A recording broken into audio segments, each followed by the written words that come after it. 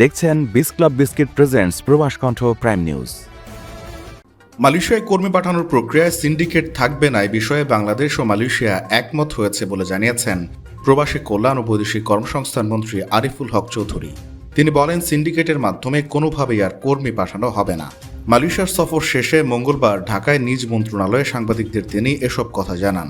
মন্ত্রী বলেন, কর্মী পাঠানো নিয়ে দুই দেশের মধ্যে ইতিবাচক আলোচনা হয়েছে এবং স্বচ্ছ প্রক্রিয়া ও স্বল্প খরচে শ্রমিক পাঠানোর বিষয়ে সমঝোতা হয়েছে। তিনি জানান, এ বিষয়ে চূড়ান্ত সিদ্ধান্ত হতে পারে আগামী জুলাইয়ে মালয়েশিয়ার মানব সম্পদ মন্ত্রী ঢাকা সফরে।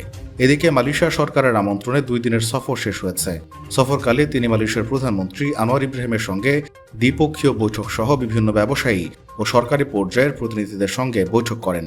এ সময় বৈঠকের ফাঁকে আলাপ করেন মালয়েশিয়ার মানব সম্পদ মন্ত্রী আর রামাননের সঙ্গেও।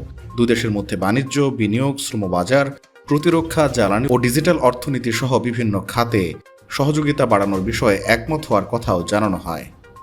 প্রবাস কণ্ঠ নিউজ ডেস্ক। মালয়েশিয়ায় থাকেন, আন্তর্জাতিক কর্মপরিবেশে স্মার্ট ও সফল ক্যারিয়ার করতে প্রস্তুত, তবে আপনাকে খুঁজছে প্রাণ মালয়েশিয়া।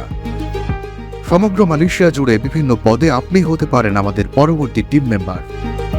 আপডেটেড সিভি সহ হোয়াটসঅ্যাপ করুন এই নম্বরে।